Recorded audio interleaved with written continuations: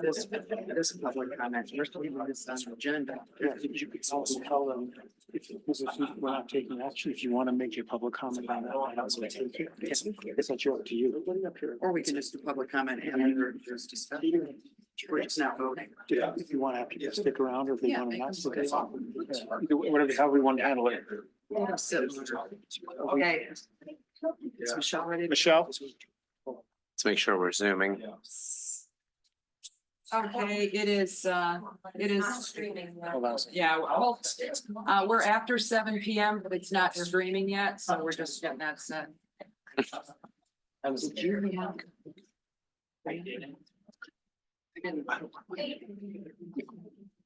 I mean, if it was like time. It's my. Well, Can you print out the revised motion? I don't have it print out. Yeah, I only have an email because I said edit. I just wasn't sure if it needed to be as part of the motion. And so- Yes, I think in honor of them, yes. Oh, great, okay, yeah, the only thing I wasn't. Move to adopt the historic district guidelines, which is as is, right? And recommend that non-substantive organization might be made over time, yeah, so I'm, yeah.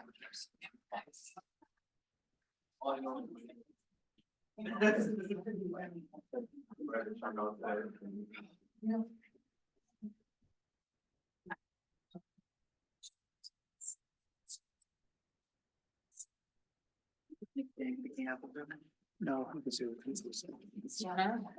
Unless people know it's starting, but give it a second.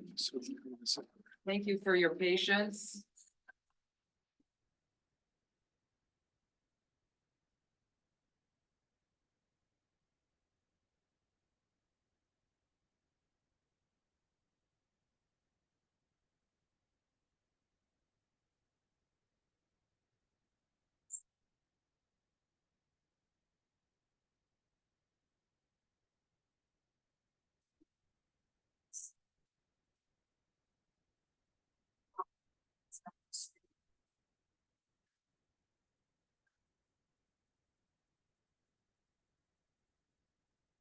On Zoom, it will not stream. Mike doesn't know. Oh, we got this again. Again, All right, it's not good. No. Do they give a reason for this? So we'll have to call her live. yeah. So we're having technical problems. Apologize. Unfortunate. So before I begin the meeting, I'll just give you an update is that we once again have technical difficulties. It is zooming, but it is not streaming. So, you have anything more to add to? No, I don't. We will figure out what's going on with it. Apologize. Yeah, this is the second week in a row and, we thought we had it all. We thought we had it fixed. Just clarifying, will a recording be made available? Yeah, a recording will be made and we'll post it just as the last one. So we recorded it all. It was posted. It's just not streaming while this is going on. So that's the problem. I'm not sure why it's not working, but we switched to a new platform and we're having problems. Okay, so we're going to begin the meeting and it is just you and us. For right now. So, okay, so, let's stand for the Pledge of Allegiance. Pledge allegiance to the flag of the United States of America and to the republic for which it stands, one nation, under God, indivisible, with liberty and justice for all.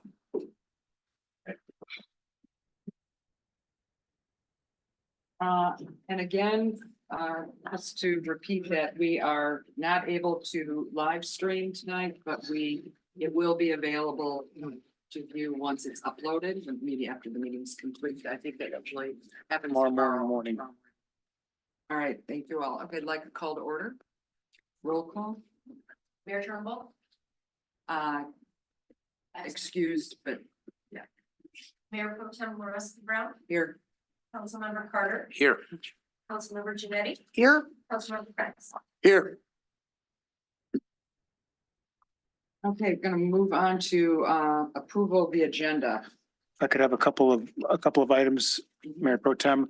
First is to ask if we could move the special presentation up to right after approval of agenda, because we have some officers to introduce and some sergeants to introduce, and we want them to be able to get out onto the road and do their thing.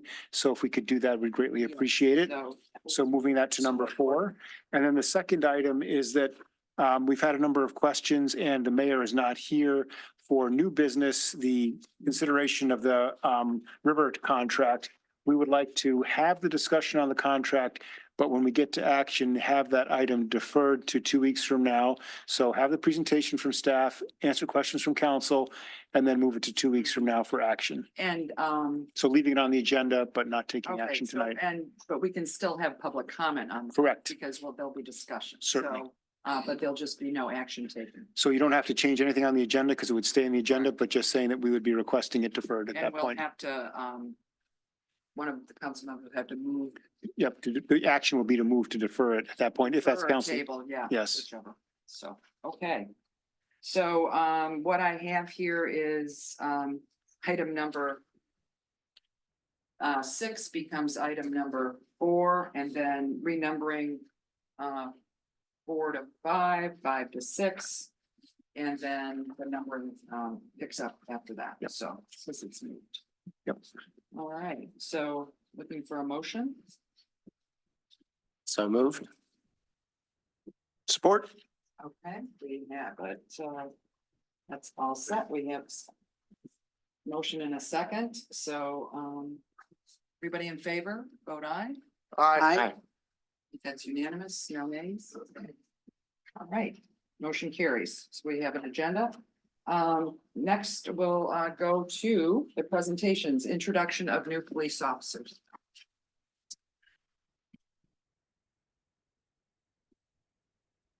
Good evening, Mayor Pro Tem, members of City Council. Thank you for adjusting to for the officer's time. I really appreciate it. Just tonight, I want to introduce our newest police officer, Officer Robert Eggenberger. If you can step forward, Officer Eggenberger came from the city of Ypsilanti. We had 17 years of service there and was a lieutenant before he came over here. Officer Eggenberger has an associate's degree in criminal justice from Schoolcraft College, but also served 4 years in the United States Army. While he was in the National Guard as well, he did some deployments overseas. And I'd like to thank council. This is a prime example of the lateral transfers that we get to get great candidates. Officer Eggenberger is in his 3rd phase now. He's doing a great job. I can't say enough good things about it. So great to have him. Congratulations and welcome here.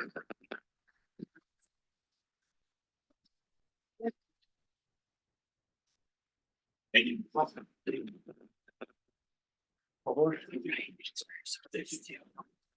And lastly, I'd like to call up Sergeant Frank Sorella.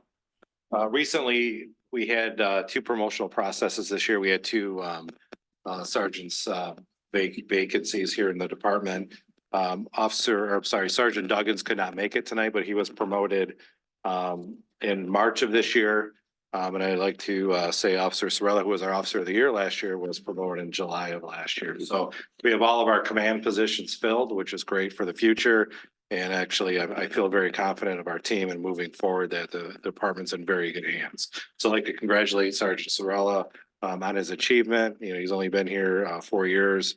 He's really rose up through the ranks. He's very well respected, hard worker, and he is our accreditation manager too. So he wears a lot of hats and does a great job. So I'd like to congratulate Sergeant Sorella and introduce him to council as well as a new sergeant.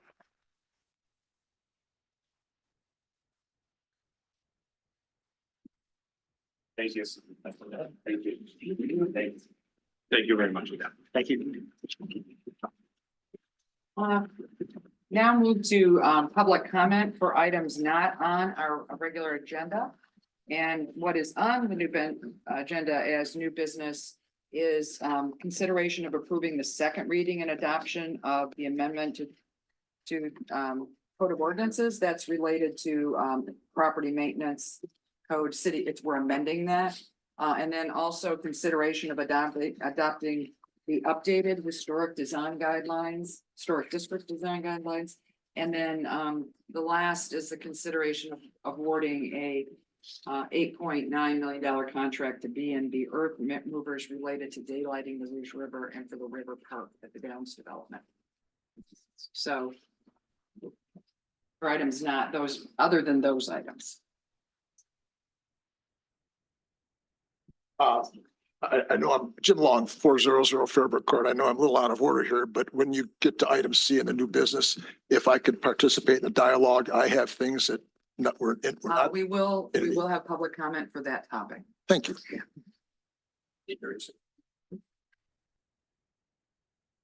For items not on the agenda. Oh, Nancy, are you coming up? Oh, she's just getting a seat. All right, so going.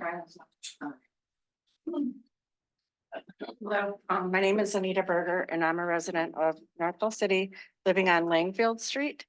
And I've had a neighbor that has been having fires for 13 hours. Without any purpose, no ceremony. No ceremonial purposes, no recreational purposes, just lighting a fire, letting it get very smoky, heavy smoke, traveling into my backyard. I have very bad asthma right now because of it, but doing it at 8 in the morning. I will also say that he has a camera, which was not consented to, on a 12-foot pole with going into my backyard. So anytime he would see me get out of the home, he would go outside and light a fire. And the fire is very smoky. It's very heavy, very thick. And of course, it's blowing over. My request is that the ordinances be reviewed for fires. Having time limits, maybe between the hours of 7 and 11 p.m. A daily permit that someone would have to buy, as well as any fines for people that have multiple violations or seem to be out of ordinance. I can't answer questions. Oh, Did sure. you sign in? I did. Because then we'll have, okay, Sure. thank you. Do you want my papers or no? Yeah. Yes. why not? You can give them on if you'd like. It's Yeah. up to you. Let me give, I can, I'll take them. Copy them Yes. again or? well, Do I need we them? should give them to maybe the police. If you give them to us, we can make a copy if you want for council, if that's what you want to hand out to Yeah, council. that, George, it's good. So you don't want these back, these are for us, or do you want a copy back? Copy would be great. So do you prefer to make a copy and give us, or do you want us to? I don't have a copy machine. Okay, Otherwise I would have made We have- it. Somebody run them? yes. We'll take care of it. Thanks, chief. Thank you.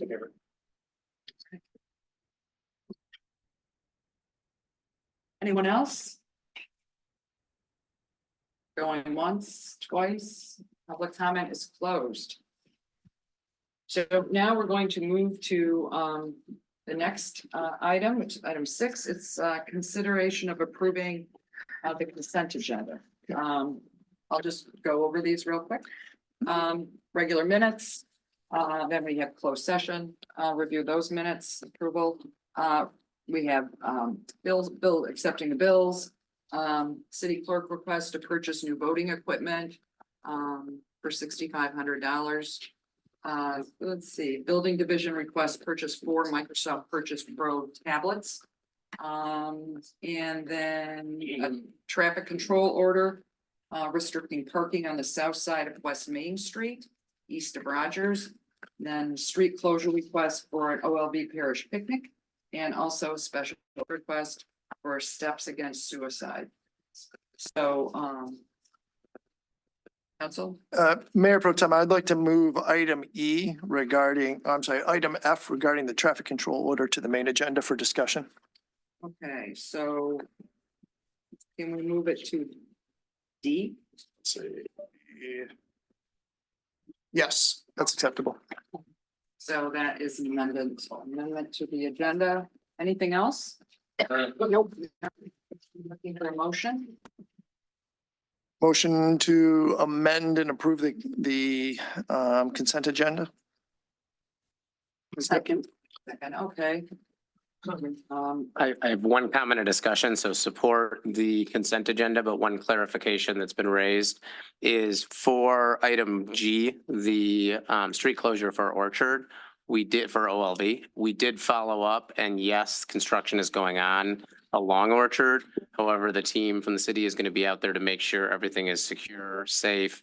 Everyone from OLV is also aware of that dynamic. Okay. So we're making sure the picnic and that closure could still happen for them, but we do have proper controls in place, recognizing the streets already being torn up at So the we're moment. closing the street over?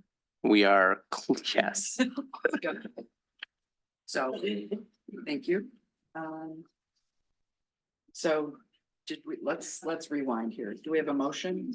Yeah. We have, that. Do we have? a Motion to second? approve the consent agenda as amended. Okay, we have, And I second. okay. Everyone over? Aye. Opposed? None? Motion carries. Flipping a lot of pages here. Okay, we're going to go to the, Justin?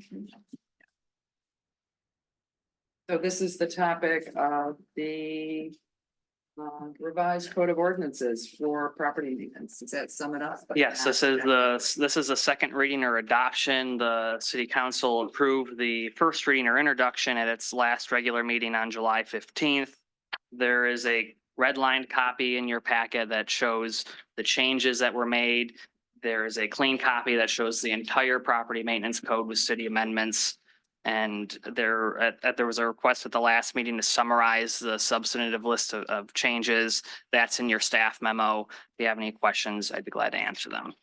Justin, could you just, for those in the room on the recording, comment on why we're doing this? So the previous property maintenance code, or I should say the current one, the city uses the 2009 version. So every 3 years, the International Code Council updates this particular code. So we're about 15 years out of date. The current version, the 2024 that's being adopted, is a modernization that, one, the online version is much more user-friendly, and two, it includes or incorporates all of the previous 3-year updates since the 2009 version. I just want to make sure that was broadly known. Thank Sure. you. Anyone else? No, I appreciate the red line and the summary that was provided, as well as the clarification. I know last time I'd asked the questions on drainage or discharge that impacts a neighboring property. So appreciate the clarification on that. Sure, thank you.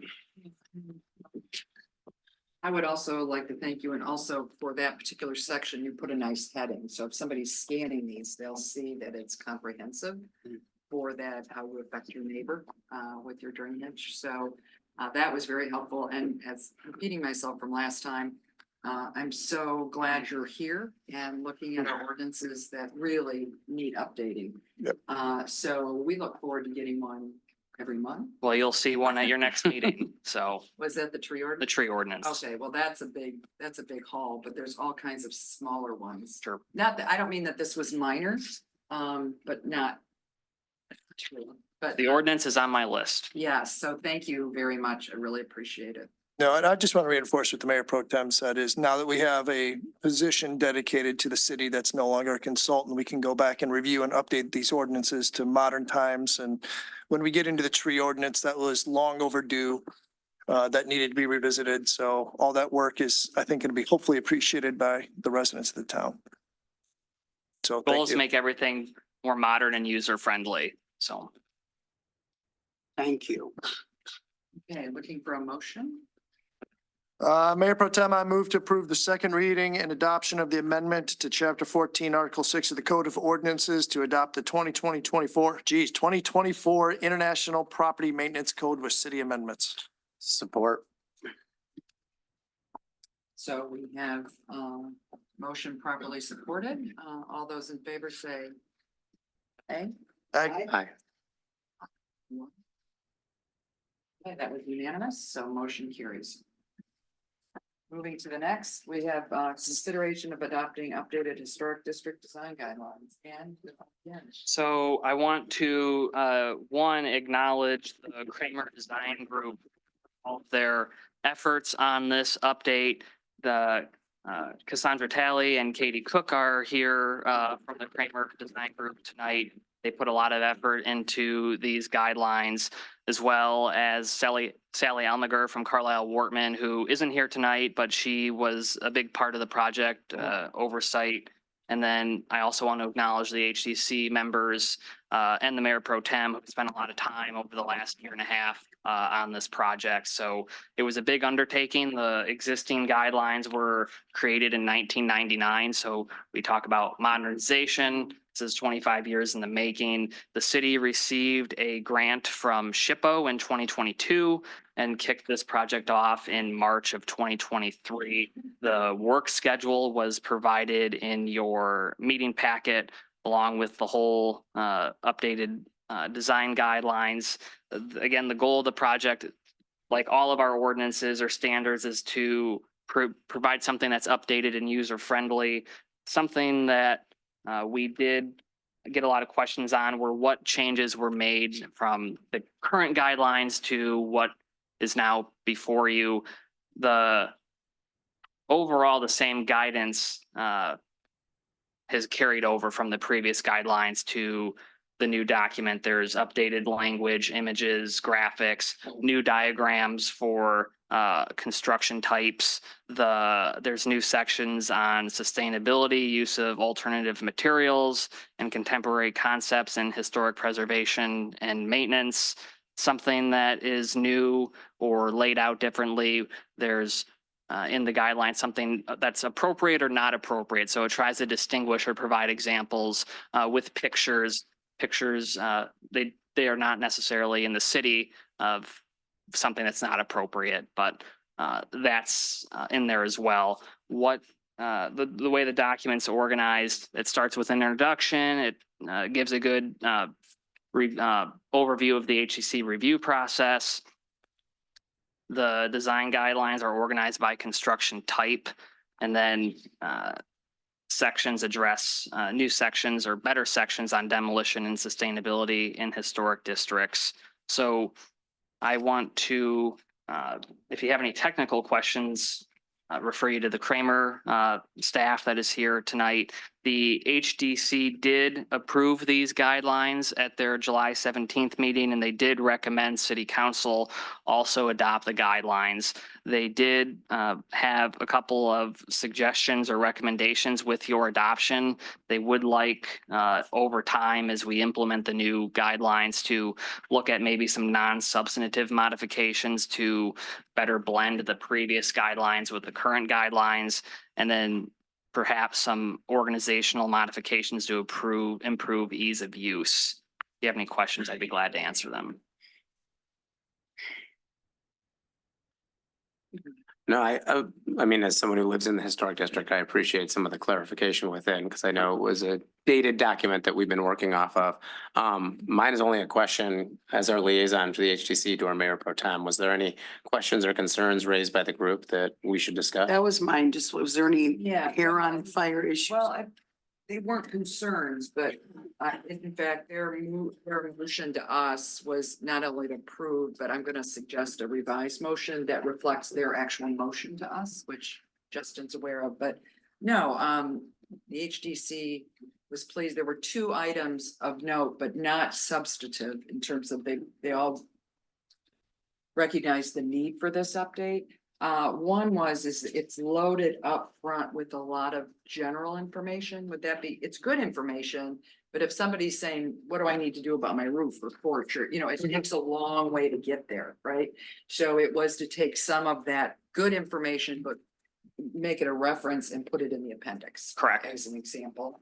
And then the other is there were a couple things lost that were, I think, their commissioners were reflecting that they were really good examples within our historic district in the 1999, that they didn't want to totally throw the baby out with the bathwater. So that they would like some of those examples that are still relevant, maybe pulled forward in the future. So, is that? That's a good fair? summary. They, something that we can look at as we use the new guidelines with any new ordinance or standards over time. We'll see what's working, what could be improved, and make some changes. I will note that SHPO did review and approve these guidelines, which was required by the grant, and that so we will, again, our grant is reimbursement based. So once council takes its action tonight, we'll be able to get reimbursed from SHPO the $48,000.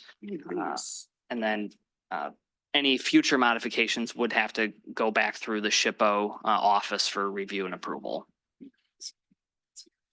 So, I would like to point out to the group that since my house was one of the photos, my windows are apparently appropriate. So I have I'll take that win. I have an inappropriate. I was a little nervous when I saw the photo. I'm not gonna lie. I know mine was in there. I'm like, what? No, not for that. No.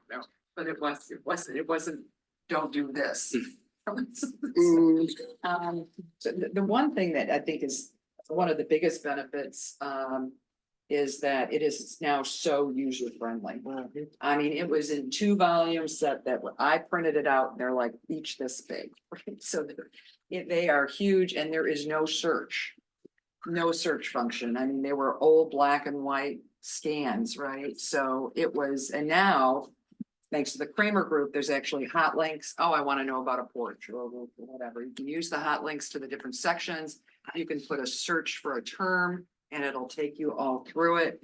And that will, I think we need to do more education to make sure everyone knows that that's a document they should rely on along with the National Park Service. But it is, once you get to that document, it's so user friendly. That's something that we don't really do now is reference the guidelines with the HCC application, and these updated guidelines have a good flow chart of the process. So there's a lot of, at the staff level, explaining, what the steps are to get an application through. So I think this will be really helpful to share upfront with the applicants as Oh, well. so you could even incorporate that maybe into that application. Yes, Oh. we're gonna make some updates to the application. And was this a unanimous vote by the HDC? They all love the new updates. The HTC vote was 5-1. Well, there were 2 different votes. The first vote of their action was unanimous to approve them, and then the second vote on their recommendation to you was 5-1. Well, I think, yeah, wasn't it? It's- Wasn't it? Okay, because I thought it was unanimous on the approval to the recommendation to us I have because they had the long language. the draft minutes here. It was there were, Well, just read them, so that will help. So, it was a motion by Bailey, support by Gaines, that the Historic District Commission submit Kramer Design Group's Historic District Design Guidelines, draft number 2 to City Council for review following recommendations. So their recommendation to you was with the stipulations. And then the second motion that they made, adopting them by itself. Oh, you're right. These were, that was an odd, it was odd the way you were at the meeting. It was a very difficult to interpret those for the minutes. yeah. Tough so- motions. Yeah, so the move to adopt is pretty simple. Would you see that motion in your packet? It's moved to adopt the updated historic district guidelines. I am of the persuasion to follow their recommendation to the way that they wrote it to us, which, and then it gets it on the record twice, is move to adopt the updated historic district guidelines, which we need to do, and recommend that non-substantive organizational modifications be made over time to improve ease of use and better blend the 1999 standards into the 2024. That's essentially what they wrote to Yeah, us. and I would have That's their included, motion. these draft minutes in your packet. I did not get them until after the packet went out, and they were only a partial draft and not a full draft. So I apologize that those aren't in your packet. You didn't get those till late. Late. Yeah, Oh, so, anyway, any thoughts on it? Just a couple quick thoughts, Mayor Pro Tem. First, Justin, thanks again. This moves from an ancient document with like a 3-ring binder mentality, and I gotta fill the binder, to something that is more visual, hot links, more up to date. That's absolutely the right thing to do. And then when it comes to patterning our motions, I think the HDC, I would consider them to be the experts on the matter, and I see no need to alter any of the work that they've done. So I would follow with what the HDC supports.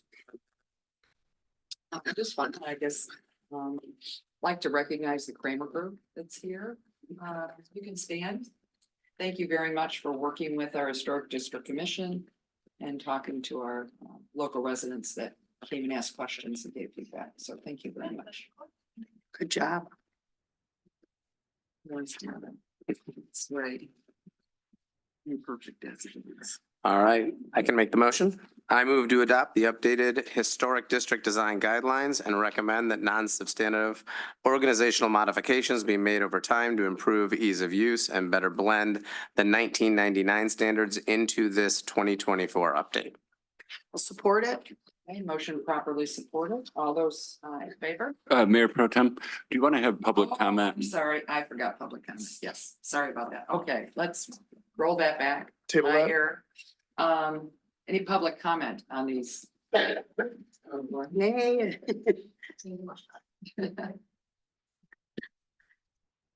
Goodness, I'll just speak right into it. So Lenore Lewandowski, 119 Randolph Street. So I'm going to ask a question. I know that you guys can't answer the question, but I wasn't given the opportunity to ask the question at the HDC meeting. So my question is, has to do with, just to clarify things. So I understand that these are guidelines and they're not an ordinance.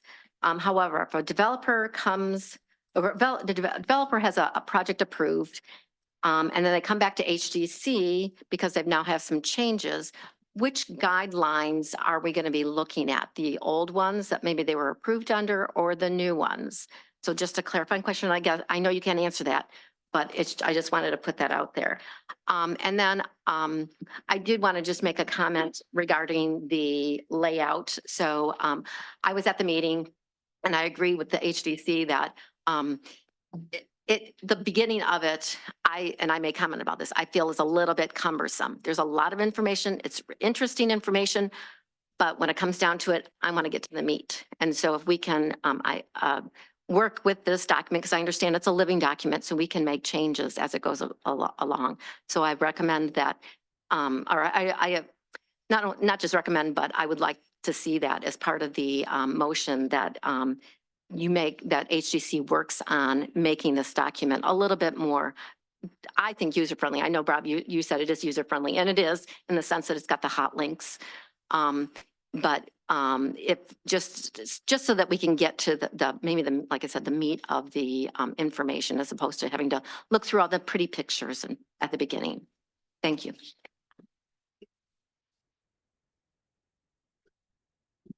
Again, I apologize for getting you all in public comment. Anyone else? Okay, now we'll roll forward. We once again need to, Would you like me to repeat? yes, sorry. I move to adopt the historic district design guidelines and recommend the non-substantive organizational modifications be made over time to improve ease of use and better blend the 1999 standards into this 2024 update. I'll support. We have a motion properly supported. Everyone in favor, say aye. Aye. Aye. Anyone opposed? No, that was unanimous. Motion carries. Thank you very much. Now we're going to go to topic C, which is the item number C, which is the construction contract for Riverfront and lighting the river. And George, just a point of clarification, because I know several people walked in as or after we were starting. The plan, I know we have a recommended motion in the packet today, but the plan is we will likely defer or table. There will not be a yes or no vote likely. Correct, just to have a presentation from staff, council ask questions, and then of course, if council prefers public comment, and then request that council defer it to 2 weeks for action.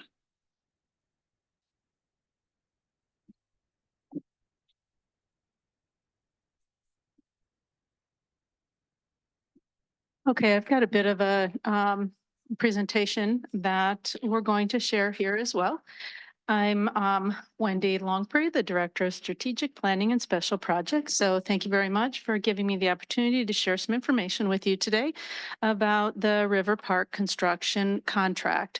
As City Manager Lahanas and Councilmember Carter indicated, the item in your packet is to approve a contract award, and that we are now looking at deferring that.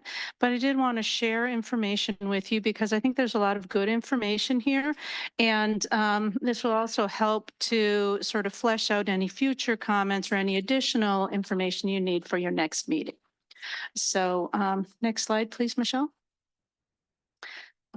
First of all, just a quick overview. On the left-hand side is the existing down site, and that's existing prior to construction. So we all know that looks a little different now, but that gives you an idea of what was there. And then on the right-hand side is the site plan for the downs, and this is a little bit outdated as well. So, you know, you don't see the location of the log cabin in the river park, and there's a few other things here that aren't exactly accurate, but it reflects overall generally what we're looking at with the Downs improvements. You can see here what I wanted to call your attention to is that there are three substantial public park and recreation improvements that will come along with the development of this site. One is the Central Park, which is in the northern part of the project.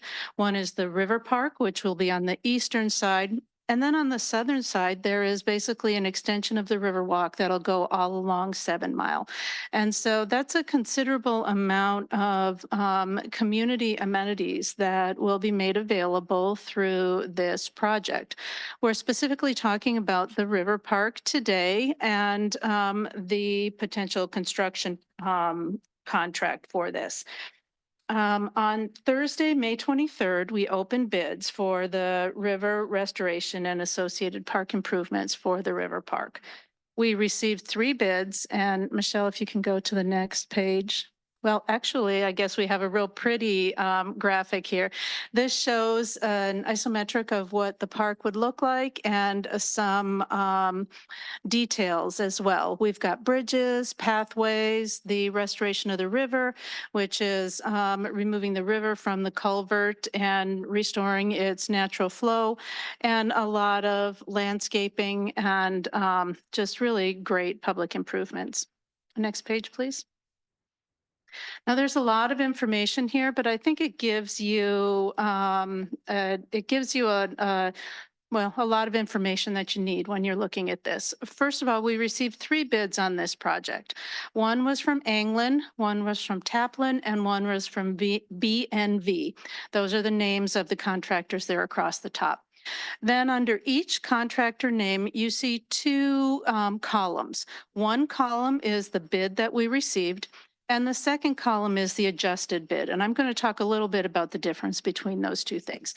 But first of all, when you look at the bids that we received from those 3 contractors, there is a base bid which tells you the base amount of the potential contract.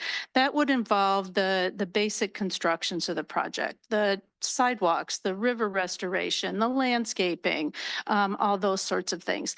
And then on the bottom part of that, there's a category called export of materials.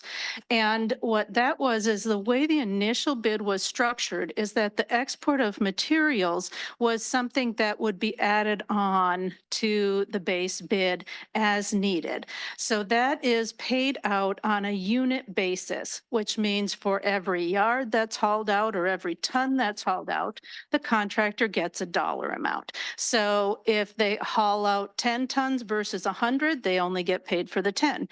But if they haul out 1,000 versus the 100, they're going to get paid for the 1,000.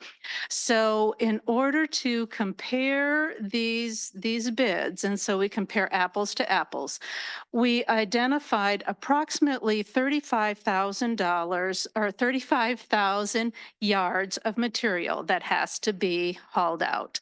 And that is broken down into 2 categories. The reason you have 2 categories is some of this material is contaminated and some of it is clean. And so it's a different cost when you dispose of it at a traditional landfill or when you have to dispose of it at a Class 2 landfill. So that's why you have 2 different numbers under the export of materials. So when we're looking at the project as bid, you're looking at the very bottom line. Anglin's project as bid, including the export of materials, was $12,096,000. I'm not going to read all the various cents on all of these. Taplin's was $11,559 and $11,559 and BMV was $13,551. So that's the base bid that we opened on bid opening day. Now, I did revise the information that's in your packet to include the proposal as submitted by B&B. So you have that detail in that proposal.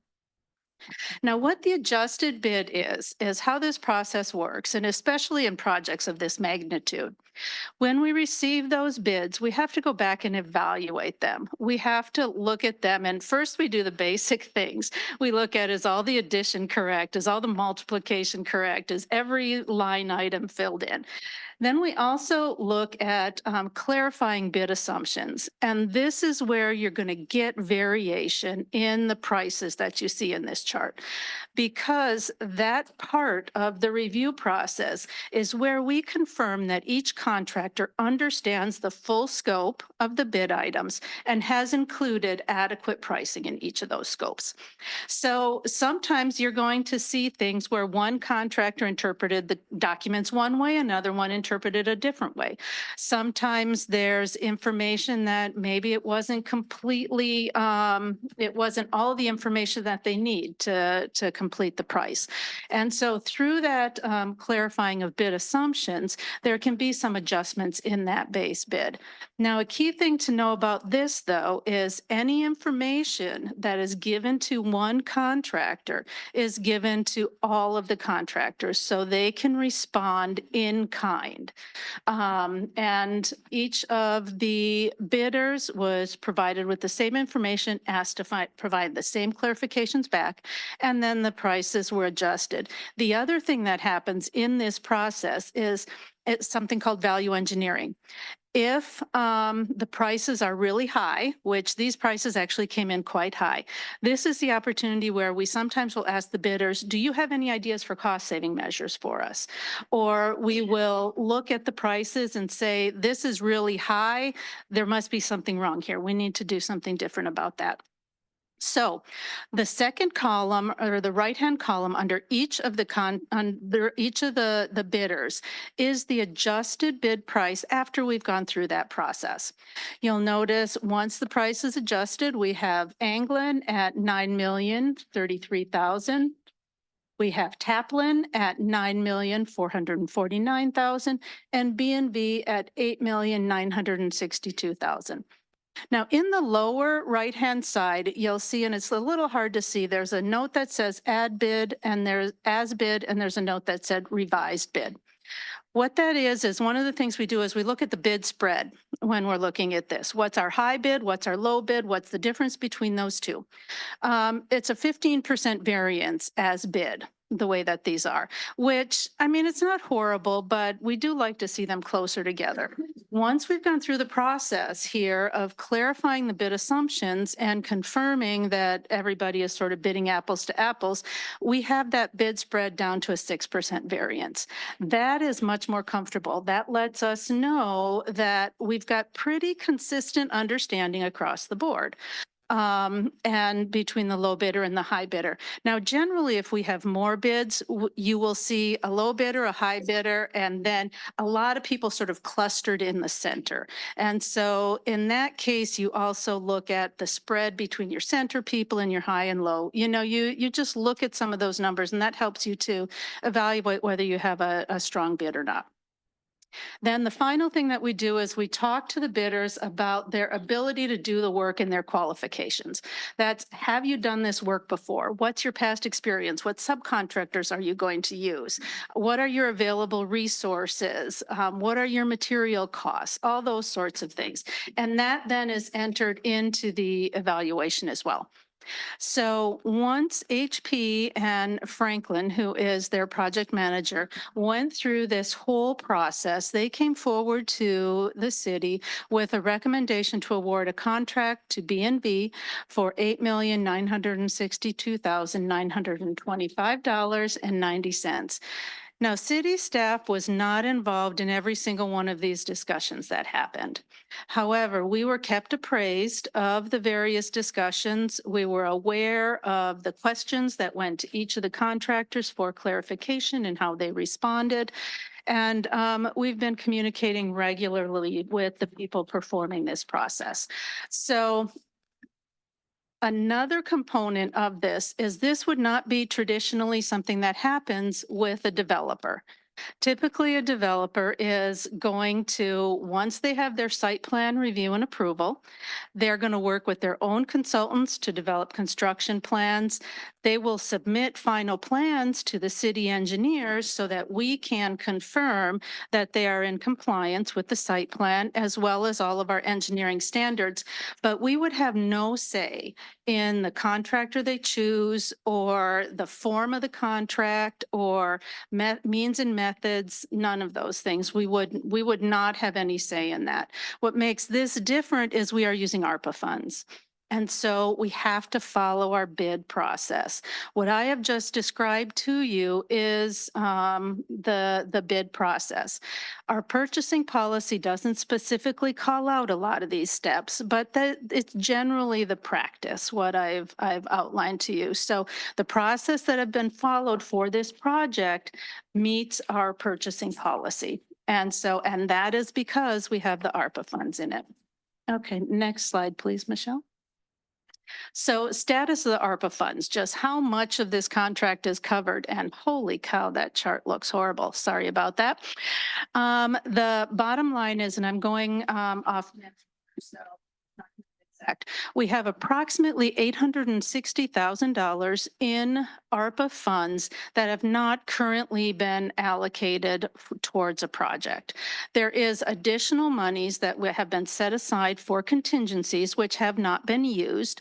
If we were to use all of the contingency money and all of what's unallocated, it's a little under $1 million available for this contract. Well, we already talked, the contract is almost $9 million. So what's going to happen here is the contract will be issued, and there is a clause in it that describes this process. The contract will be issued. We will spend down all of the ARPA funds. Once that is done, we will change the contract to, we'll deduct all the remaining work so that the contract will be considered complete. And then it will be up to HP to enter into a contract with BMV to finish it out. So the city's responsibility as it relates to this contract only goes to the amount of the ARPA funds. After that, it becomes HP's responsibility. They have, or there is, and I think City Manager Lahanas can talk a little bit more to how the brownfield funds work. But there is also a cap on the amount of brownfield funds that can be used towards this project. And once that cap is hit, then the rest is completely on HP. And so it is in their best interest, just as it is in our best interest, to get our best prices for this work. If we look at schedule, and I'm going to just jump over this really quickly because so much of this changes over the course of time. If the contract was awarded this evening, they would begin construction August 12th. That's not going to happen at this point in time. So we're already pushed out a couple of weeks from that. They'll begin with grading and river construction this fall. They will probably do some seeding and some landscaping along the riverbed itself in November. The intent is to get that riverbed established by spring so that in the spring we can the riverbed will sit dry over the course of the winter. And so it would be in the spring when we would reroute the water from the culvert into the riverbed. So that's why we're really interested in getting started on this project this fall, because we want to get a growing season in. We want to get some vegetation down on there. Then we're looking at park grading and landscaping in the spring, pathways and bridge installation over the course of the summer, and then with the project being completed in September 2025. So it's really just very exciting. Okay, Michelle, next slide. Now I'm going to talk a little bit about some of the different questions that we've gotten so far. And then, like I said, if there's more questions, I'm happy to answer what I can now, or we can just take down some notes and I can get you some follow-up information. So one of the big questions and or concerns that a lot of people have is dust control as it relates to this site. I just wanted to share a little bit of information on dust control monitoring to date. We have had two different dust control monitoring activities. One is done by HP, and they were monitoring contaminants. We're monitoring under that asbestos, lead dust, and cadmium. And that was monitored throughout the demolition of the structures.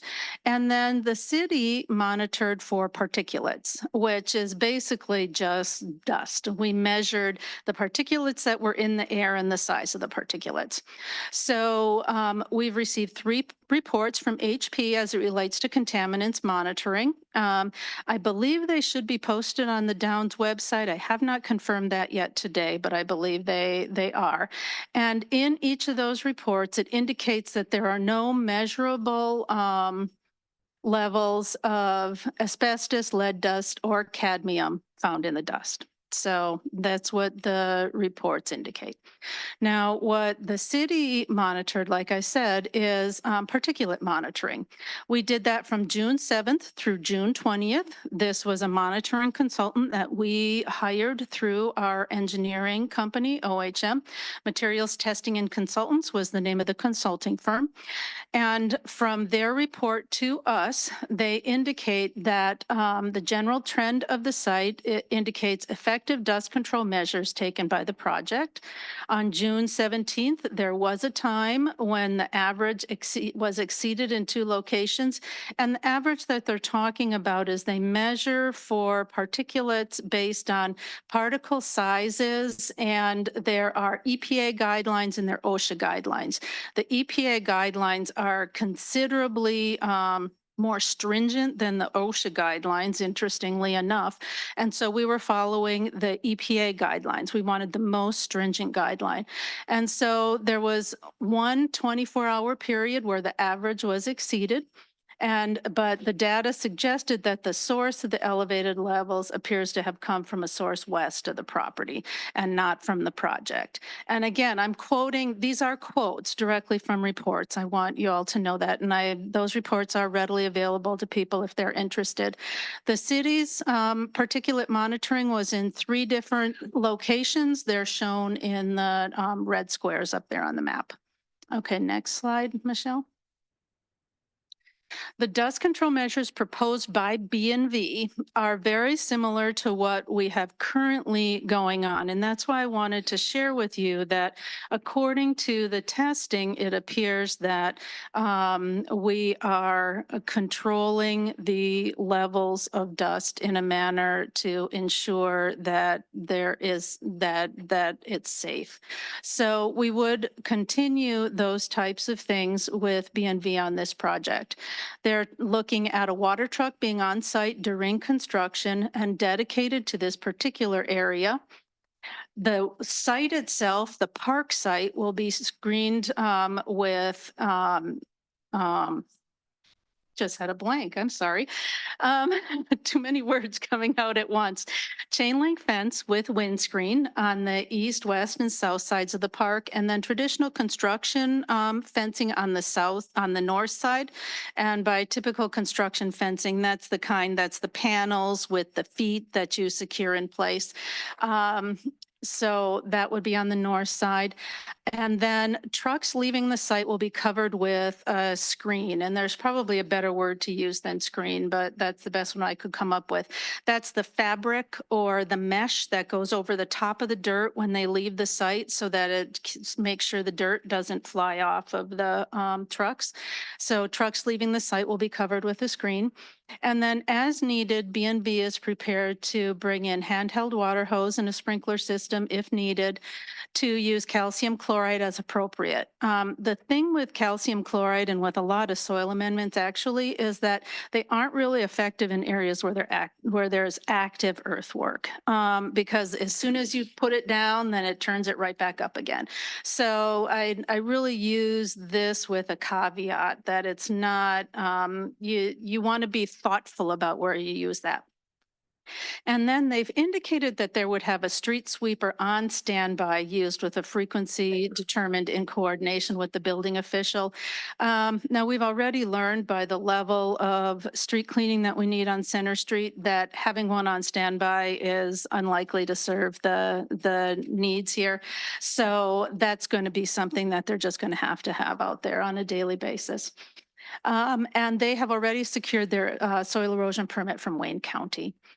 Has also been some questions about contractor experience. So up here, you see they're planning on using subcontractors for landscaping, asphalt, sheet piling, irrigation, fencing, and the bridge foundations and abutments. And they have provided us with the names of the subcontractors that they will use for those tasks. B&V has done work for the Monroe County Drain Commission, Wayne County Disposal Landfill, and Macomb County Zander Drain. So they really are going to be focusing the work that they do will be the river reconstruction. And so they've demonstrated that they've got experience in this area. There was a question about pest control. Currently, they are not planning on any pest control. And that's primarily because they encountered a minimum number of pests as they were demolishing the buildings. However, they have indicated that they'd be willing to, or they will bring pest control in if there is an indication that that is needed. They just said it wasn't in their plans currently. I think this may be the last sheet. Michelle, if you could look and see. Okay, super. So that's a lot of information and not real pretty. I tend to like to. So I'm prepared to answer any additional questions you have to the best of my ability. And if not, we have a little bit of time for me to get additional information to you as needed. I would just say that I've gotten a question from a couple of council members about the contract, and if it exceeds that, I want to just stress that, as Wendy mentioned, hit upon that if it exceeds that, the burden is on HP to complete the river project to the specifications that they provided. When they do that, they will then have to figure out what they are willing to reimburse if there are savings elsewhere. And then they are at risk in terms of the brownfield plan and the reimbursement. It has a cap of dollar amounts and it has a cap of years, whichever comes first. So the risk is on them. And of course, they have an interest in trying to control costs, just like we want them to control costs. So just want to mention that again. Thank you. I've, this is all very new to me, so I've had a lot of light reading this weekend. But Hope you had a lot of caffeine. a lot of the stuff you said is missing in the contract. Or you need to come to my house and read it to me. I think maybe it could be a little bit of both, but there's some things in there that I just didn't see. So of course I'll go back now that we have these 2 weeks, but so if HP, I'm very new at this, owns the Riverwalk, right? They own the project, HP. So the River Park project is owned by the land bank right now. The city has the right to claim that at any time, but at the completion of the project, then we will take it from the land bank. And if I look to the city attorney to know that that's correct. Yes, that is absolutely correct. Okay, got it. So we're part of the demo contract because, That is funded by ARPA funds as well. okay, got it. And You also have seen a number of consultant services contracts. I think there's 5 different consultant services contracts, 4 or 5, and then the demolition contract. And those have all come to you for approval because they were funded through the ARPA monies. got it. And then we are planning as the city to purchase the Riverwalk. So the Riverwalk is being turned over to the city, but that is because the developer is being reimbursed. So it's the whole package deal, if you will. Got But it. the city is not paying for the park. The city is giving reimbursement to the developer after they complete the park.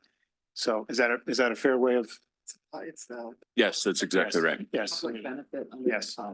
okay, right? And that is coming from captured new tax revenue from the brownfield, correct? And from the increment that the project develops after completion. So I think maybe before we go further on that, maybe one of our 2 brownfield representatives could reset basically on what that means to the resident with respect to taxes or anything else like that? Just reset everybody on what it means. It's an important clarification. So the brownfield, this is drawing off of the brownfield fund. The brownfield has the $17 million, a little bit over that, total brownfield cap.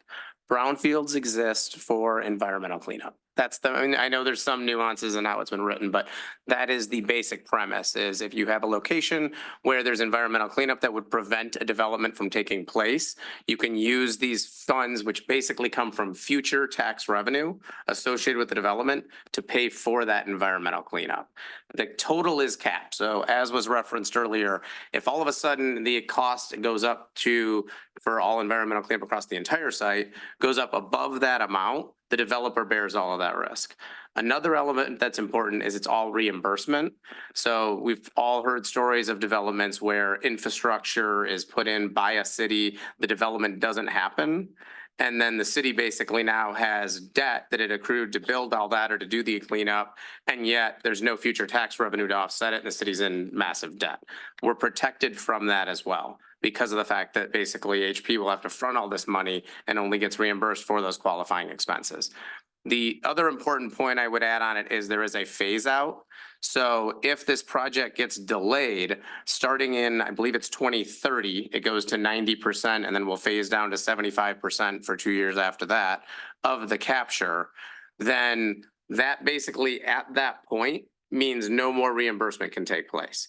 So why that's important is if all of a sudden economic factors, things shift and this entire development moves out by 10 years, instead of us being caught in a position where we're reimbursing but not seeing the tax revenue, it's basically saying that's also on them if the project extends. So it's important to highlight these for a couple reasons. One, they are protections that make sure that we're not going to end up with a bill that isn't funded by tax revenue that's coming in.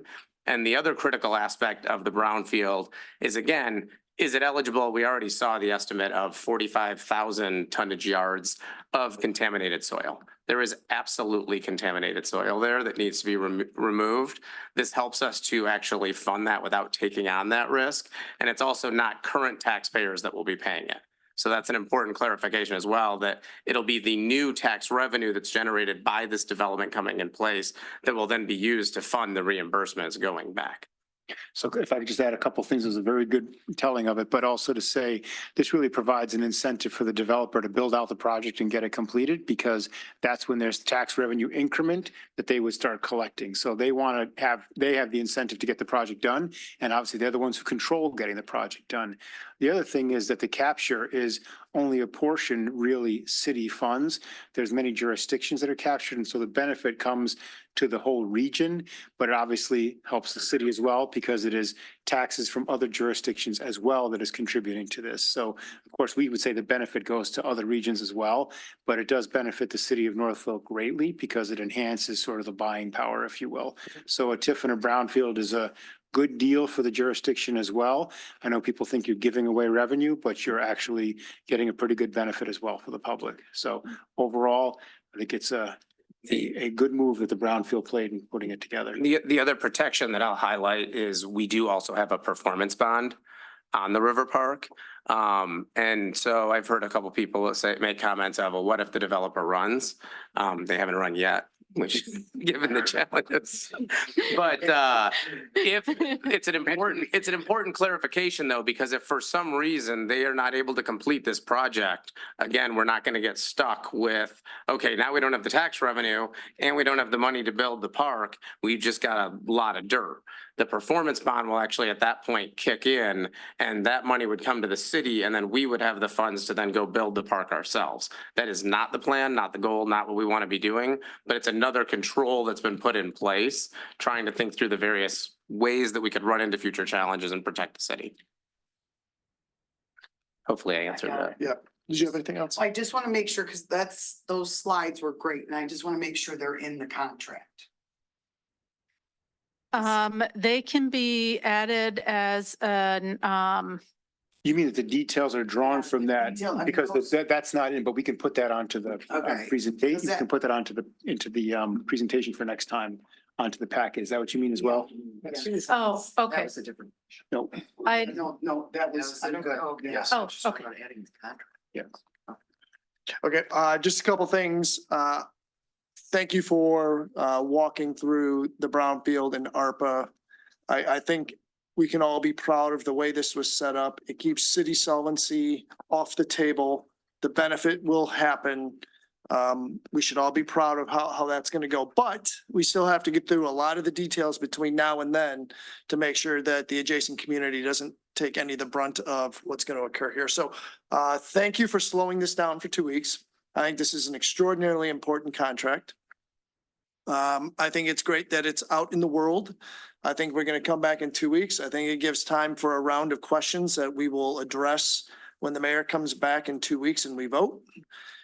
It will not affect, it will affect days, the timing you had there, but we should be voting 2 weeks from today. And then that gives everybody an opportunity to take a look at it. Maybe we can address that next round of questions, because the goal here is not only to get it right, but for the community to accept that this is the best thing and embrace it. And if not, bring forward those concerns so that we could work that in. So thank you for that. On the bidding, I'm very thankful you went through the bidding. Bidding is often not a linear process. I have done this many, many times with many, many suppliers, and it's exactly what you talk about. There's going to be rounds of bidding. There's going to be generalities in the RFQ. Those are going to be different suppliers come back in.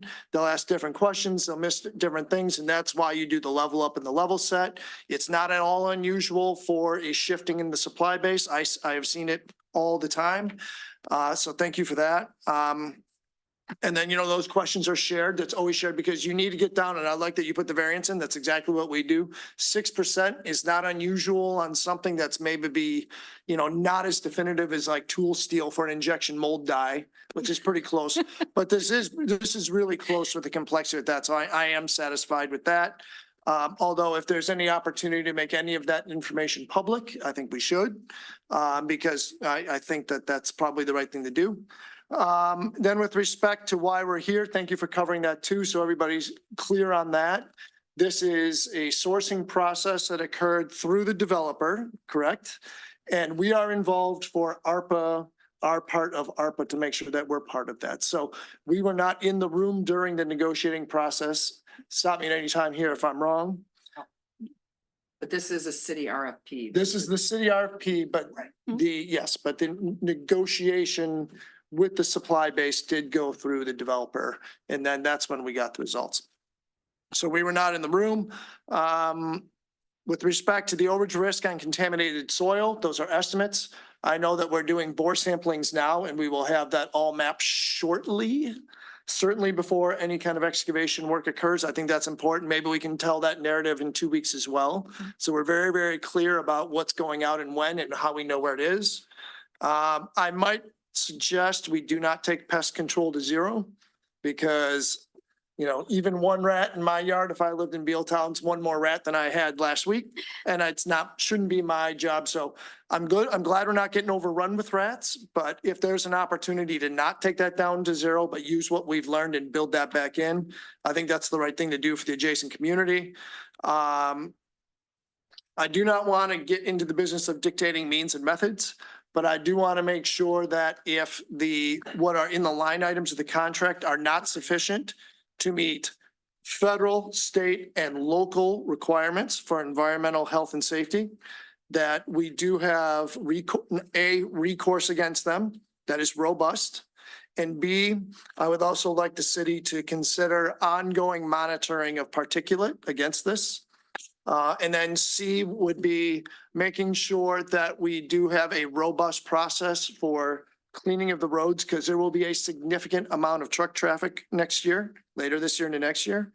And so we have to do our absolute best to make sure that any of the mud paths or anything else are in place, that we do this. And that, Wendy, I think you're spot on with respect to having not just on standby for a street sweeper, but to probably have one on full time and then have his best friend ready to go also. So we cannot let maybe some of the conditions that occurred on Center also occur as a result of this, because there's going to be a significant amount of cubic yards of soil pulled away. And I think that might be, let me just make sure. I think those were the big things. So you covered that. So I'm very thankful we got 2 more weeks. Let's get some more questions in here. Maybe we can set a deadline on when those questions could come, and then we can address it again next time, because I think everybody in the community needs to be comfortable with where we're going on this. So with that, I know that was long, but I did want to get that out there, so thank you. Do you want me to go since you're in the chair? So it's always easier to go later with this group. Couple notes. One, I've answered a few times on the brownfield. I'm obviously giving bullet points to a massive document that is very complicated. It is available, so anyone who wants it, I am happy to share the document, as well as if anyone does want to sit, if you're looking for some light reading. But if anyone wants to sit down and talk through it in more detail, if there's any questions, we actually have a really strong brownfield committee that spent a lot of time going through that, and there's a lot of knowledge you learn, a lot of challenges along the way with that. Happy to work through the details with that. Echo the thoughts on pest control. Having lived a few doors down when the school was taken down, I've mentioned this a few times. We saw a lot of fun on Main Street when that happened. I'm still skeptical. Anything we can do to make sure we continue to monitor that, I think is important. Additionally, I know our role is tied to the ARPA grant, and so we're at the 860 to $1 million, and then it'll transfer over. I would expand beyond, since that contract is going to expand over. I completely agree with Councilperson Janetti in terms of making sure that what we've outlined here in the agreements are reflected within that, whether it's via addendum, how that's appropriately within the contract.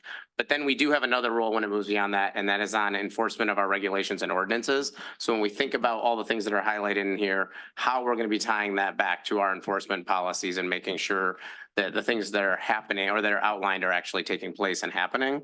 I also would like to spend some time just talking through when we talk 45,000 tons of contaminated soil. And then I know there's a lot of, I don't want to say good soil, but non-contaminated soil that's also going to be removed. That's a lot of heavy trucks coming in and out. So when we come back in a couple of weeks, just spending some time talking about the truck routes, how we're managing that, continued process there. And I know that's an ongoing discussion. And then the last point that I will highlight before we open it up here, I'm assuming actually before we have the last of us to speak, is the air monitoring. One is a question. So just confirming that HP has put, I know we've received them, but does have their reports out on the website and available. I'm getting a nod that the answer is yes to that. And then obviously we can make the city reports available to anyone. I think they are, or we can make sure those are available. I would like us to consider continuing that process. I actually think there's a benefit to us not advertising that this is when we're going to be doing the air monitoring, because it's kind of like when I knew a test was coming, I could cram in the final hours, but to have periodic sessions where we will go out, we'll monitor from different locations to make sure everybody is doing everything they can all the time, and not just when they know that the report cards are about to come out. But overall, I thought that was a really good process. George, appreciated you kicking that off, and I want to make sure we continue that effort. Thank you for the summary, Wendy. Could you go back a couple slides?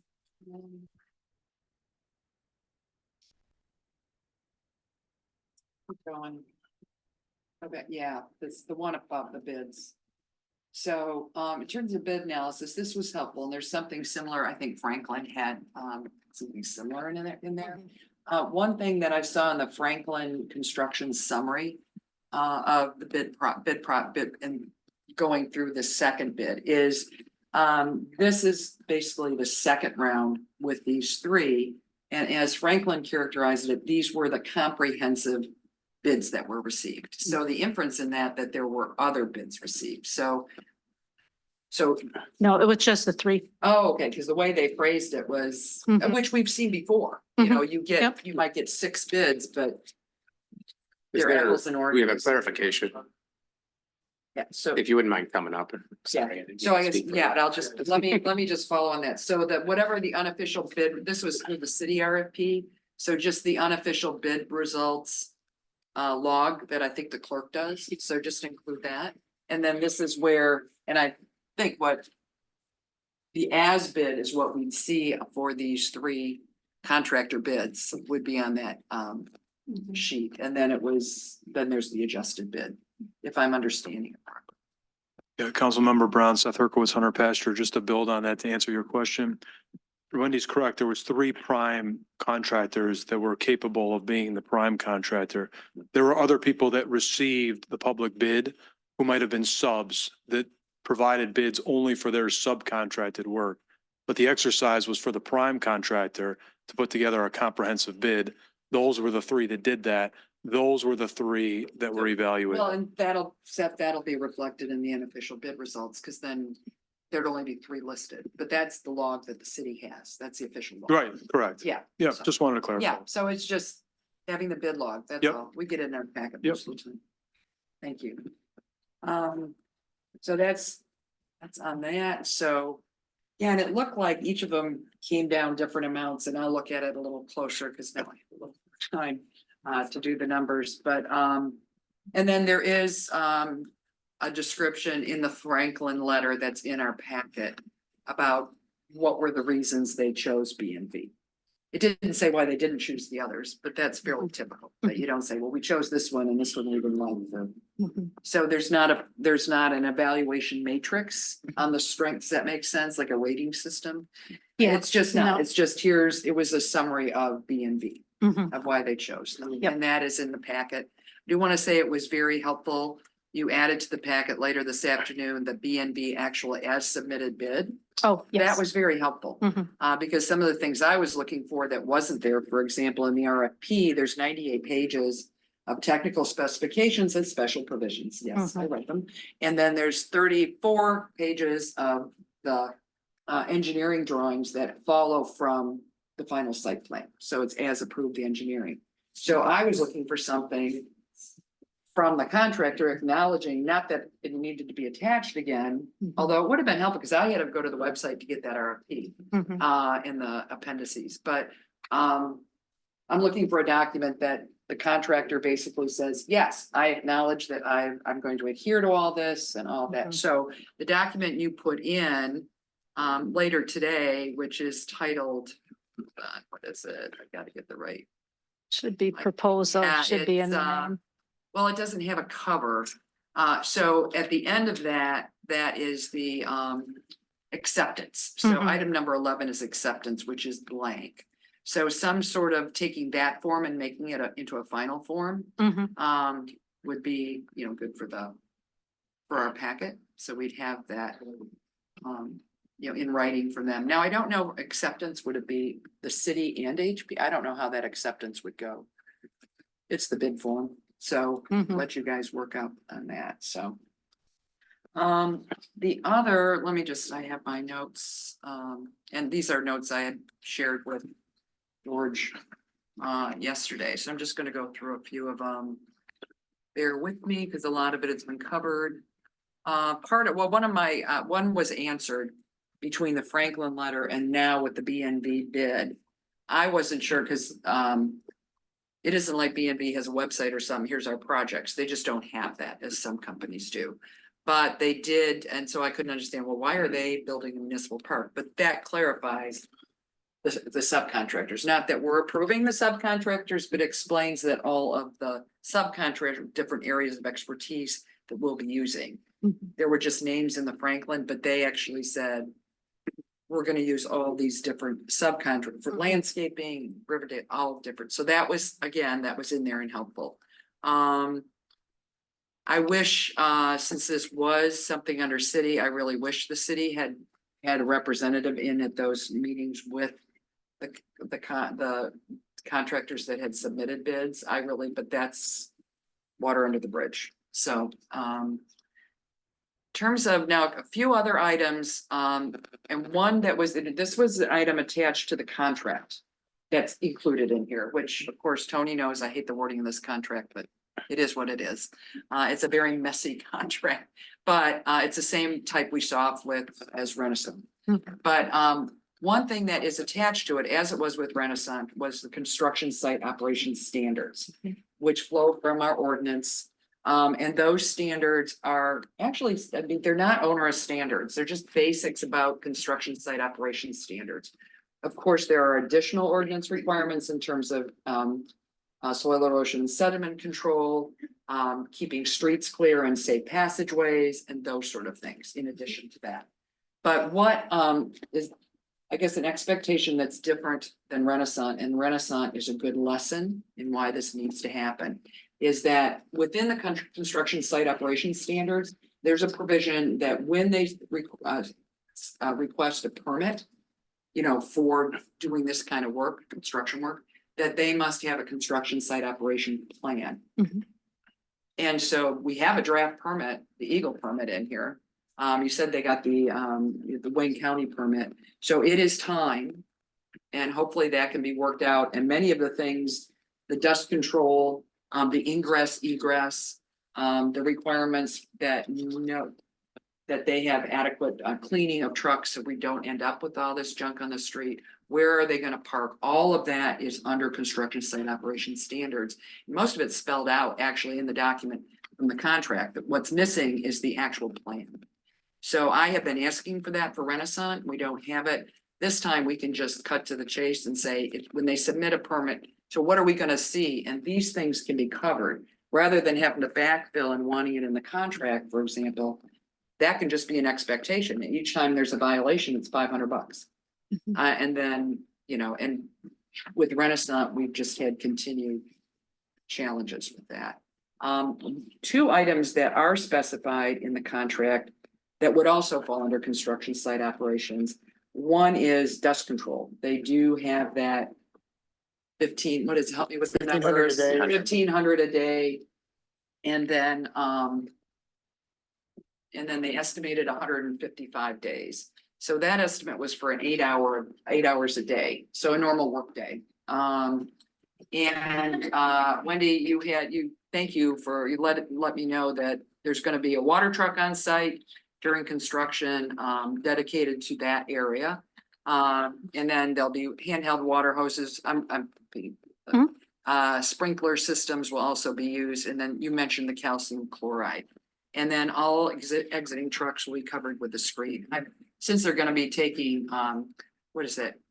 The level 2 landfill, I mean, this is gonna be a lot of really dirty soil. So, I guess my worry is there's an 8-hour workday, but there's gonna be a lot of very, very contaminated soil being moved around. And then put into trucks. So what about the other 8 hours a day? I don't know. I don't know how you do it, but there's really close adjacent neighborhoods.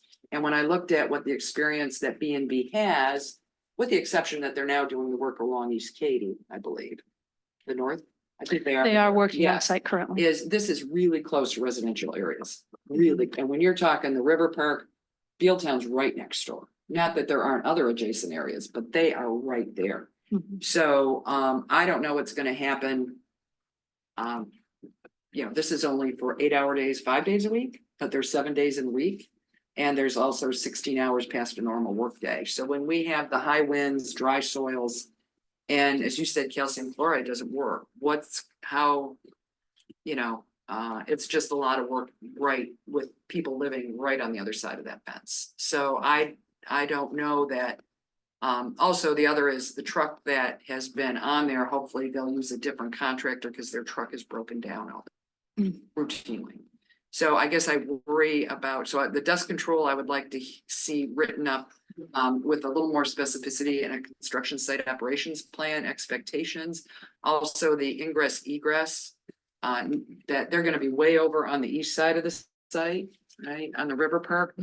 But the understanding and what the developer had told us, and including at the March meeting, was all exiting vehicles or incoming and exiting will be off center and going south.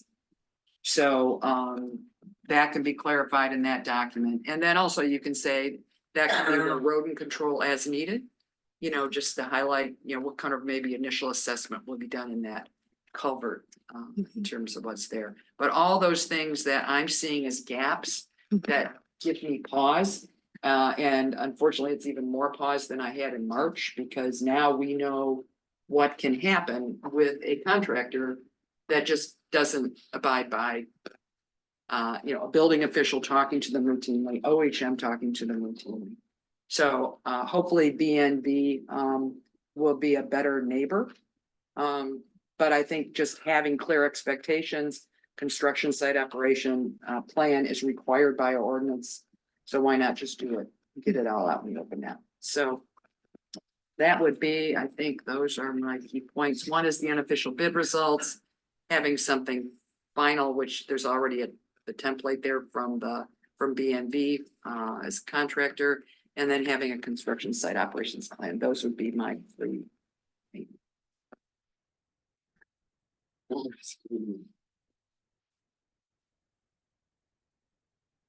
Anyone else? Nope. Okay. I was gonna open up for public. Did you have anything else you wanted to? No, Okay. thank you. Opening for public comment. Remembering, we're not gonna take action tonight. Nope. Oh, she beat you. Might be taller. Hey, hey, hey, hey, hey. Oh, yeah. Good stories, folks. I don't know, I didn't bring my wooden spoon tonight. My mom taught me well. Nancy Darga, 516 North Center Street. Given the chair of the River Task Force, given that the task force wrote the ARPA grant, and we were elated that Wayne County worked with us so that we would be able to get rid of contaminated soil, open up the river and build a park. I just want to point out to you that we need to make it very clear to the residents, no residential tax dollars are involved with this project. Thank you for explaining the brownfield. What I also want them to know is that the ARPA grant has a time constriction on it. But what's even bigger than the ARPA grant time constriction on this project is Mother Nature. And anybody who's been in the construction business knows that if you don't build in the natural cycles of things, you're going to be in a heap of trouble when you need to plant something and now you're in winter frost, or you need to bulldoze something and you're in the rain season. So I am getting very nervous about delaying this process anymore because we're running out of sunshine for the year. So I would just want to speak very cautiously to you that we need to move forward. I understand everybody's concerns, but let's take care of them and then let's get the job done before we lose control of the project in terms of the seasons. So thank you very much. And thank you very much for letting me take the stand here, even though I threatened. Publicly. Hi, Jeff Snyder, 508 Gardner Street. And first of all, I'd like to thank you because for standing down today. I thought that was a classy thing to do. I don't know if you ordered him to do that or not, but that was a classy thing to do. First of all, in the packet, I'm a little bit confused. The packet says there's 69,625 tons in our packet. Up there, that's about half of that. It's on Unicris. 600, yeah, but it's times $28, so 69. Is that different up there? You don't have to answer that, but the plan's really important. I appreciate you acknowledging that for us because I think we don't want to repeat history again. The last 4 months have been really horrendous especially for Bealtown. And I'm hoping that actually the plan will come before you vote. You know what I mean? Bring the plan in 2 weeks. Then we won't have to worry about any misses during the permit period. The next thing is, just very quickly, because I'm gonna run out of time, for chemical contamination, the real solution is wash down. You know, they have these units where you drive in and they wash everything off. So at least you're keeping the chemical contaminants on the site. And I would urge you to at least ask, you already left yet or no, it's back there, so to maybe include that. The other one is, in today's hearing, which you probably already heard about, Seth's attorney did acknowledge that they've used 2.6 million gallons of water today. And I'm sure that's on public record. So I assume you'll keep that in mind because I assume that's bill's got to be paid too, right? By the developer. You know, when I had tore out my swimming pool, built-in pool, it was from the 1950s. I was required to tear it all out. It was quite expensive. I couldn't demo it and break it up and leave it in the hole. I'm curious why this quarter mile is going to be demoed and left in the hole. It just seems odd to me. It seems like that at some point in the future, it's short-sighted that something somewhere, someday, 30, 40, 50, 60 years down the road, it will be impacted by that. What's wrong with just pulling it out and hauling it out and being done with it? Let me see. At 35 seconds and I'm panicking here. See. Oh, he also, and it was kind of brought up today at today's hearing is the dust measuring is around the perimeter on the fence. How about we move in to Bealtown, maybe put two monitors inside Bealtown and toward maybe Fairbrook and Wing and maybe downtown, you know what I mean? Maybe that's a better monitoring than just right at a fence line, because remember, this stuff's billowing up and over. You probably have all seen the videos and pictures of it. And that's it for me. Thank you very much for taking this.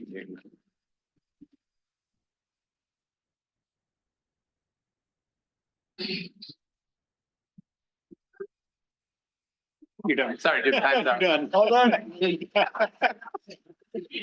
a good discussion. That really went over last week.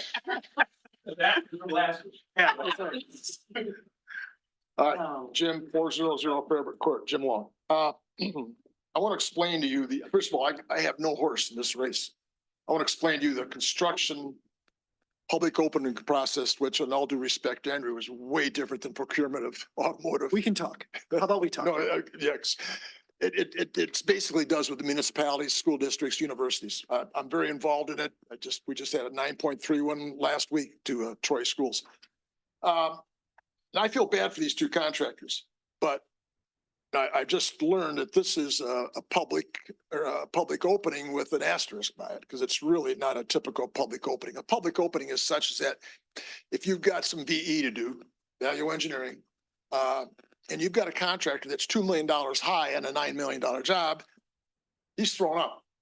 And you take the two guys who had a $900,000 place and they were $19,000 apart on the base bid.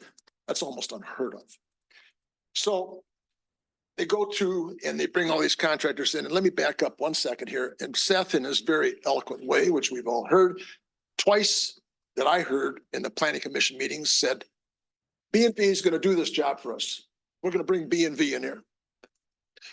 And so you bring two suckers in, two other contractors, and they bid the job intently and want the work, spend a lot of time, a lot of effort on it. And B&V, they're a couple $1 million high. Now, I'm going to tell you what happened. B&V says, okay, I know I'm going to do this job, so I'm going to throw a couple million on this thing, and maybe the other contractors will be up there too, and I'm doing all right. Well, it came down to now you got some VE to do. So in round numbers, you do that VE, and when it's all said and done, Anglin's price goes from 12 million to 9 million, drops 3 million. Taplin goes down a couple million, and B&V goes down $4.5 million. All of a sudden, these guys are seasoned bidders, and they go down $4.5 million. Now, I heard Wendy speak, and I understand the process you've got going here, but it smacks of impropriety in the public bidding process. And this is something for the city to remember. The public bidding process is important to you folks in civil work, because you're going to have a lot more work to do. But I will tell you what, these two contractors are getting thrown out in the wind. They'll talk. Contractors Association, the local Caterpillar dealer, and they're going to hear that Northville just absolutely threw the public bidding process and the integrity right out the window. Probably because he didn't know all the nuances that were built into it. So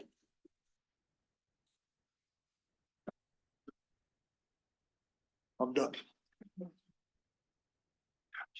The morals and ethics are thrown right out the window.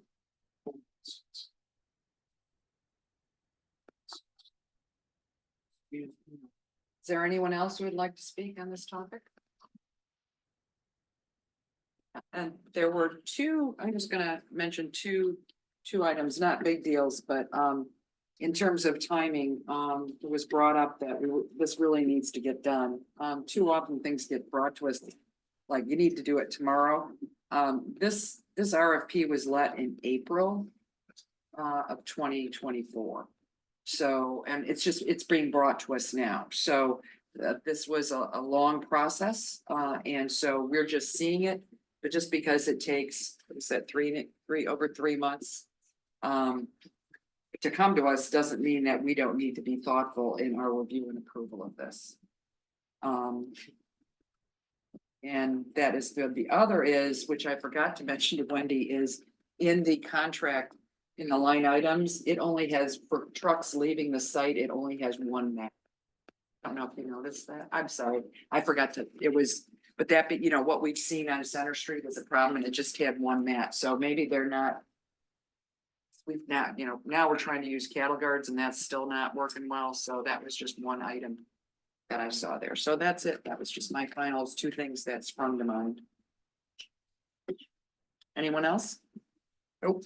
Okay, so we need a motion. Now, there's two ways. One is to table, but that is to a date certain. And the other is we can put a motion to defer. I just And defer that to the is- 19th would be. what Well, we- that would be almost equivalent to tabling. If we defer, it's to defer to another meeting. Yeah, so, But then I'm expecting that we'll have it at the next meeting. Does that make sense? yeah, so I think that motion to defer to the 19th meeting would work for us. We'd put it back on Yes. with questions. So if we're, that's a table to date certain though, isn't it? That's not deferring under Robert's rules. I guess I'm just. No, I think it's permissible as either. I mean, it's to a date certain when you assign the date, or you can defer to a date certain. It's really one and the same. Well, whoever wants to put the motion out there can make a call. Well, personally, I see no reason why we don't define the 2-week window now. We know there's a couple of things that'll be buttoned up. There's absolutely no reason we can't get it done. Community should know when we're gonna vote on it and make it clear on the 19th. So I say we make a motion to defer this item until August 19th meeting and vote on it then. I support that. We have a motion properly supported. Everyone in favor, vote on. Aye. Nay. Okay, it's unanimous. Motion to defer it until our next regular city council meeting on the 19th. Is that it? Yes. Thank you very much. Also, just, we'll just let you know on this topic, is there were additional documents or a additional document uploaded later this afternoon that I had mentioned. So if you go to the Diligence site to look at the packet, there is some additional information. Up there. And I think that closes our, oh, no, No, we have have one. Oh, yeah, 90. that's, we have one. So now we have our next item D, which Main Street is the parking. consideration of approving traffic control order 2402. Thank you, Mayor Pro Tem. Actually, looking at the agenda, I see that the TIA report did not make it in the diligence system. And that's the basis for this traffic control order. So I would ask that this either get tabled, or I don't know what the correct verbiage is. Do we to the table next or defer? meeting. To the 19th. And then that is included in the next packet, so you have that. So that has all the information as why this traffic. So I'm not sure if that's the reason why. No, it's, so if I may, I just want to comment on a couple things. Maybe I say this goes on to the, excuse me, on the main agenda on the 19th. Mhm. The couple of things, Chief, that I had were, let me just get to my questions here.